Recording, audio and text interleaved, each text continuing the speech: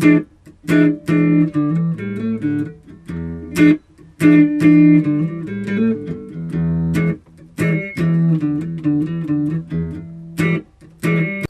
from India, Mr. Maher. This humble Indian says, Namaste, Tame Kimcho. Or hello, how are you? In Gandhi, the Trump family started their royal tour of India with a visit to the Sabarmati ashram. And it was there that the Donald exclaimed, turn the other cheek. I'm more of a grab any cheek that presents itself kind of a person. Proceeding which, the Indians commemorated the event by launching a fourth Gandhi monkey in honor of Trump. The Mahatma was an exceptional human being.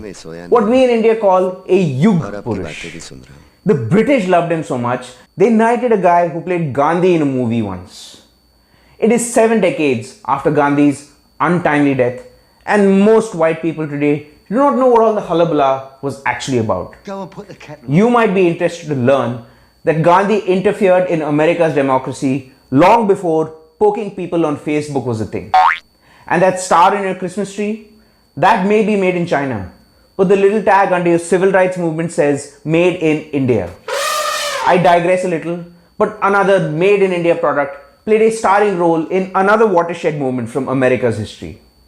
Back from a time when we were part of the same empire as you guys. Go and put the kettle on. India thanks the Americans for using our tea to give those assholes the finger.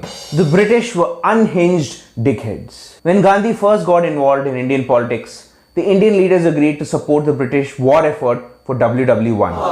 If the British just promised to up and leave after the war.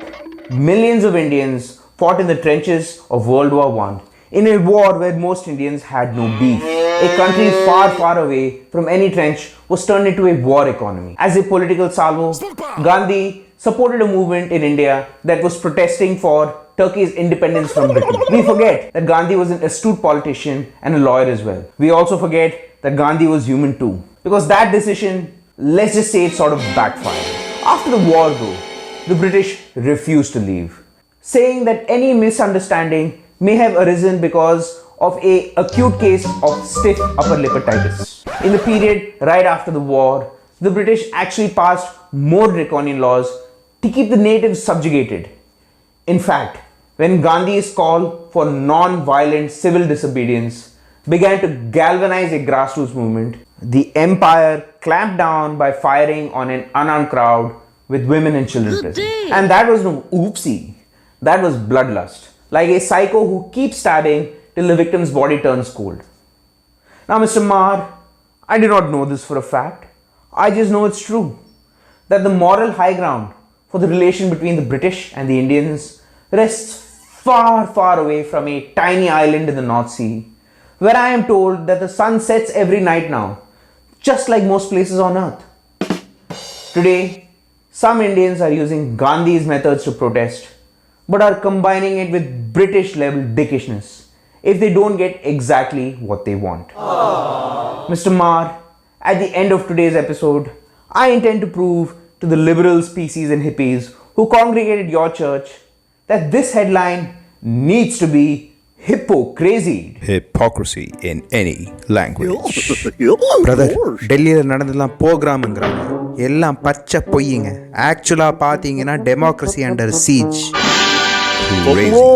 Crazy hippo. Also, we are 5 episodes in now. So I need to start introducing more characters with brown faces and Indian names in a section I like to call Just the Tip. A Rosetta Stone for Indian politics in me.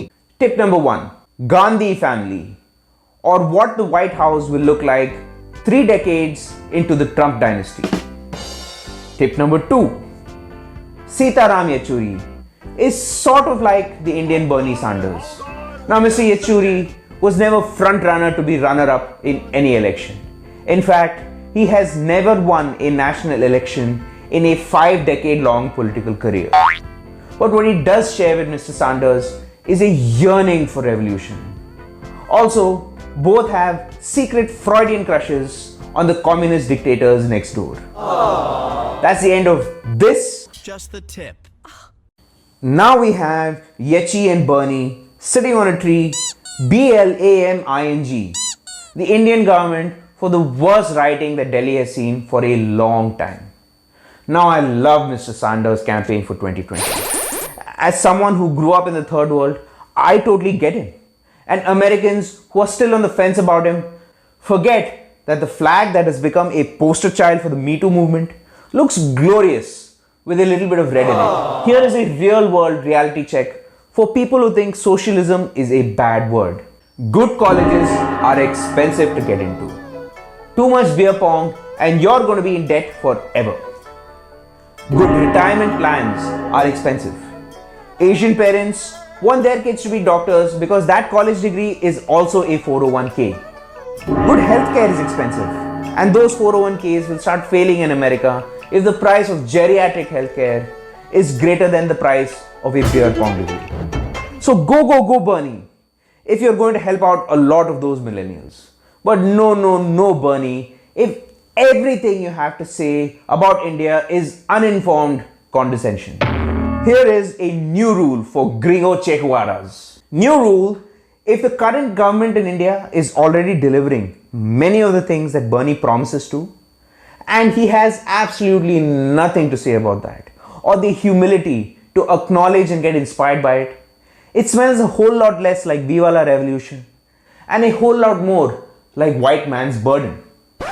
And finally, new rule: if Bernie Sanders is going to model his entire campaign like a United Colors of Benetton ad, they think they're going to win this election by dividing our people up based on the color of their skin or where they were born. We are going to win because we are doing exactly the opposite. He must admit that he trusts 272 million brown people to back the right candidate in a democratic election. Mr. Maher, the current protests in India are supposed to be about the Citizenship Amendment Act. And before your congregation starts dropping N-bombs, I request them to watch this first. TLDR, any comparisons with Nuremberg laws is just liberals fascinating about a Holocaust so that they can swoop down and save the world. In reality, even a casual observer of Indian politics from anywhere on the political spectrum will agree that these protests were brewing for a much longer time than meets the eye. Just the tip. हम बर्दाश्त कर गए triple तलाक तुमने पास करा लिया क्योंकि हम इस देश में अमन और शांति को बहाल रखना चाहते थे। हम बर्दाश्त कर गए 370 दी कुछ नहीं बोला। हम बर्दाश्त कर गए कि बाबरी मस्जिद का फैसला प्रेशर में तुमने अपने पक्ष में करा लिया, लेकिन अब तुमने हमें भारत का मानने से इनकार कर दिया है। इसलिए अब आखिरी बात कहता हूं मैं आपसे, मोदी जी, अब हम उठ गए हैं। अब इस युद्ध में या तो पूरी तरीके से हम जीतेंगे या पूरी तरीके से हम हारेंगे। जीते तो वतन मुबारक, हारे तो कफन मुबारक, हारे तो कफन मुबारक। The current Indian government has brought a lot of these complex, decades-old issues to a close. Stuff that most Indians had filed away with that dress that broke the internet under stuff that can never get resolved. For context, imagine you guys woke up tomorrow and the US Senate votes overwhelmingly and across party lines to defang the NRA. And then in the same evening, votes unanimously to make it illegal for insurance companies to administer Americans their medical bills rectally. Even Bernie or any self-respecting liberal would be hard-pressed to agree with the Indian government's position on every one of these events. If only they bothered to stop listening to that one voice in their head that speaks with a Frank Underwood accent and recognize India for what it is: a vibrant, secular, successful democracy. Look, 272 million people voted for the current Indian government. Or one Hillary, one Donald Trump, one Obama, one Mitt Romney, one third McCain, and a partridge in a pear tree. So dear white people, before you decide that one Hillary, one Donald Trump, one Obama, one Mitt Romney, one third McCain, and a partridge in a pear tree are Nazis, listen to this message from a brave kid who fended off an armed attack by non-Muslims twice. It's a turf war on a global scale. I'd rather hear both sides of the tale. Thanks, Macaulay. Listening to all sides of the tale is really what being liberal is all about. And because you spoke the truth, somebody's already out to discredit you. So here's the other side of the tale about events leading up to the riots in Delhi. The first is easy. As a liberal, you must agree that that was a good thing. The second has been made unnecessarily complicated. You can watch a crisp video for the argument here. TLDR, Kashmir is an open wound from a partition that was not our idea. White people made the rules. We have followed every single rule to a T, and those same white people rules say that we have, and I choose my words carefully, earned the right to exercise our discretion in Kashmir. The third needs its own episode. But if you're against carelessly destroying iconic things that belong to all humanity, then you already agree with one Hillary, one Donald Trump, one Obama, one Mitt Romney, one third king, and a partridge in a pear tree. Mr. Maher, about the events closer to the riots themselves. Here are the Delhi riots in 5 entertaining acts. Just the basic facts. Can you show me the The Citizenship Amendment Act 2019 was passed by the Parliament of India on the 11th of December. But fear not, nobody is going to a detention camp today or on the morrow. No Indian Muslim will become stateless today or on the morrow. 30,000 people who have been stateless for decades will become human again today or on the morrow. Damn it, why won't it read? People started protesting for fear of a bogeyman that was going to eat them alive. What is the point in this skill that you don't like? What is the point in that? Sir, I don't want to discuss details right now and scream on top of my voice. ऐसा लगता है ना कि हो सकता है मतलब अगर आप पढ़े के कहने लगे उसको तो it seems like it's a possibility and people here why would so Damn it, why won't it read? आपने एक्ट पढ़ा है स्वरा? सीए का लेना देना पूरे देश से है। आपने एक्ट पढ़ा है स्वरा? मैं बार-बार कह रही हूँ आपको सीए आपने एक्ट पढ़ा है स्वरा? मैं आपके लिए एक्ट लेकर आई हूँ। मैंने रेलेवेंट सेक्शंस पढ़े हैं। मैं आप Have you, Dr. Andrabi, read the CAA? Yes, to the extent that I can make an opinion No, on you it, didn't I haven't read read it. That's the way the cookie crumbles. But then some real strange fruit came out of the woodwork. हमारी ये कोशिश रही है दिल्ली में कि हम एक ऐसी भीड़ को बना पाए जिसमें गैर मुस्लिम हमारे साथ ना रहे तक है, ठीक है, और वो हमारी शर्तों पर खड़े हमारे साथ। मतलब हमारी शर्तों पर नहीं खड़े तो मतलब हमारा इस्तेमाल कर रहे हैं, हमारी भीड़ का इस्तेमाल कर रहे हैं। अब बात ये है कि हम गैर मुस्लिमों को बोलेंगे अगर हमदर्द हो तो हमारी शर्तों पर आगे खड़े। अगर हमारी शर्तों पर नहीं खड़े 5 लाख लोग हमारे पास हैं ऑर्गेनाइज्ड, तो हम हिंदुस्तान और नॉर्थ ईस्ट को परमानेंटली कट कर सकते हैं। पर परमानेंटली नहीं तो कम से कम एक आध महीने तक कर ही सकते हैं। मतलब इतना मजा डालना पटरियों पर रोड पे तुमको हटाने नहीं पड़ने लगे, है कि नहीं? या एयरफोर्स से असम को काटना हमारी जिम्मेदारी है। असम और इंडिया कट के अलग हो जाए तभी ये हमारी बात सुनेंगे। तो हमें असम का रास्ता बंद करना होगा फौज के लिए, समझ रहे? फौज के लिए और जितने भी जो भी यहाँ से सप्लाई जा रहा है बंद करो, और वो बंद कर सकते हैं क्योंकि चिकन मिक्स मुसलमानों का है। वो जो इलाका है अक्सरियत है। The protesters were blocking an arterial road in Delhi, and by now millions have been directly impacted. The protests themselves were largely peaceful.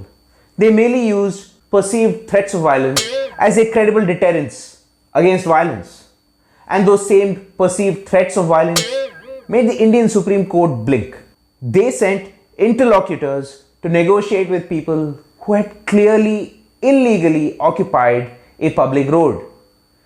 The negotiations failed to make headway.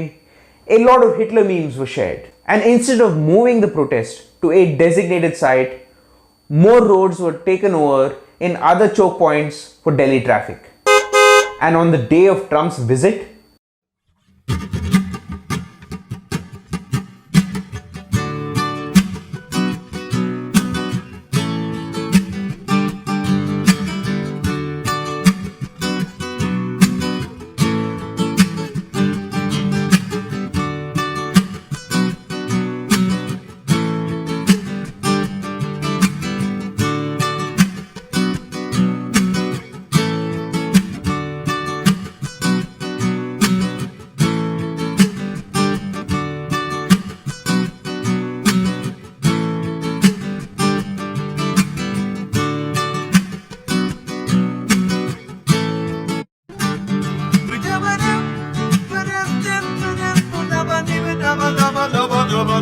a lot of lies were peddled to make India positively, sure as sugarrootly, Nazi. The people at the Wall Street Journal were surprisingly sure that what happened in Delhi was a pogrom against Muslims. Guys, the Wall Street Journal is supposed to be full of bulls and bears, not bullshit and barely legal. Mr. Maher, tell the liberals, PCs and hippies who gather at your church that one of their own has been caught lying like only Trump can. Believe me. Mr. Maher, I do not know who finally lit that fuse. What saddens me as an Indian is that there were a lot of people rooting for that fuse to get lit. And the reason I don't know who lit the fuse is that thanks to Kellyanne Conway, everyone has discovered the power of alternate facts now. But I like to believe that truisms operate on a layer higher, floating on a Dirac sea of facts and anti-facts. For example, fact. We have had 8 Spider-Man movies that came out in the last 10 years. Alternative fact. Spidey and his hand are going through a rough patch in their relationship. Spidey says that whenever they're trying to make love, his hand just squirts something and rolls off to sleep. Truism. The maximum acceptable density for Spider-Man movies is 3 per decade, including sequels. Fact. Rioters are blackmailing the Indian government with threats of unhinged violence. Alternative fact. What happened in India was a pogrom targeting Muslims. Truism.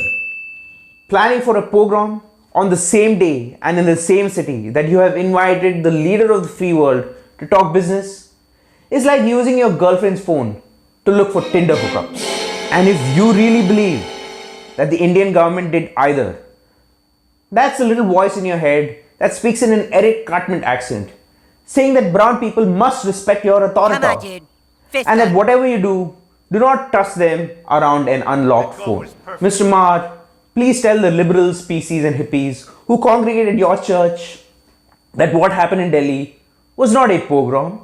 What happened in Delhi was Charlie Hebdo on crystal meth. That's right, you and me, right now, we're having it out. Let's go, come on, come on.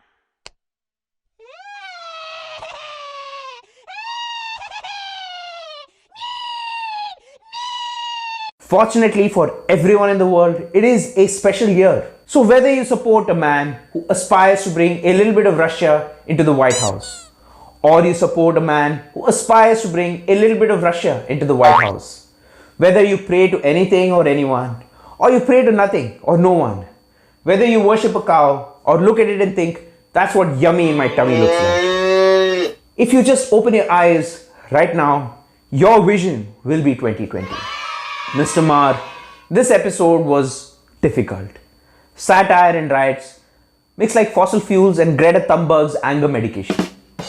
But fortunately, fresh material was flown into India from the United States on Air Force One. In my next episode, I intend to get past Suchin Tendulkar in Ahmedabad, Chiwala, Gujarat, Chandrajan, Swami Vivekananda, and tell your congregation of liberals, PCs and hippies what this meeting with Trump means for America and why you guys need to watch this space. Until the next episode, Mr. Maher, you keep it real, Gandhi style.